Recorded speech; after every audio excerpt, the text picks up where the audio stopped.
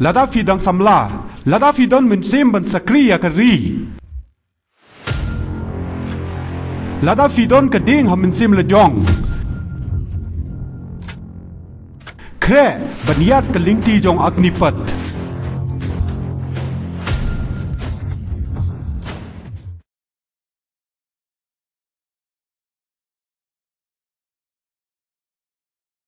दे रहे हैं और उनके नज़र में पूर्वोत्तर राज्यों की प्राथमिकताएं विशेष महत्व रखती है और सरकार जो भी फैसला लेगी वह यहाँ के लोगों की प्राथमिकताओं को ध्यान में रखकर ही लेगी। इसलिए यहाँ के लोगों को नागरिक संशोधन विधेयक से घबराने की आवश्यकता नहीं है। साथ ही उन्होंने कहा कि सरकार जबरन कोई भी कानून जनता पर थोपेगी नहीं। हम इसको लेकर यहाँ के लोगों तक जाएंगे, उन्हें समझाएंगे। चौधरी यहां शिलांग बीजेपी कार्यालय में सोमवार को एक प्रेस कॉन्फ्रेंस को संबोधित कर रहे थे।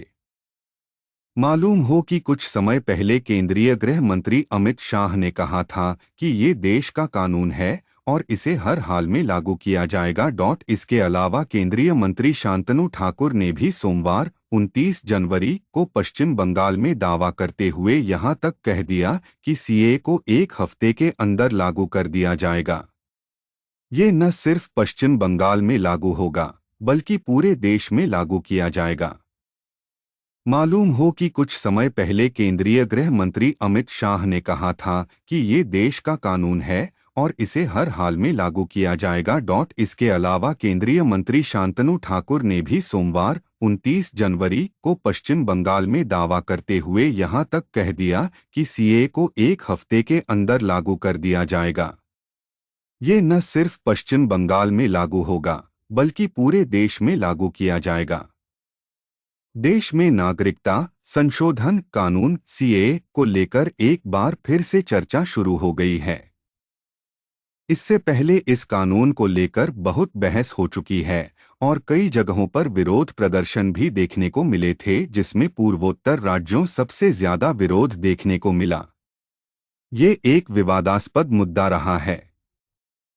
पत्रकारों द्वारा इसी प्रश्न पर कि बीजेपी इस विवादास्पद मुद्दे को पूर्वोत्तर राज्यों में कैसे लागू करेगी, जिसका जवाब देते हुए केंद्रीय कृषि और किसान कल्याण राज्य मंत्री कैलाश चौधरी ने कहा कि प्रधानमंत्री नरेंद्र मोदी सबसे ज्यादा प्रधानमंत्री नरेंद्र मोदी जी के लिए पूरा देश एक परिवार है और उनके लिए नॉर्थ ईस्ट हो चाहे वो साउथ हो चाहे कोई भी क्षेत्र हो, उस क्षेत्र के अंदर हर व्यक्ति उनके लिए प्राथमिकता में है।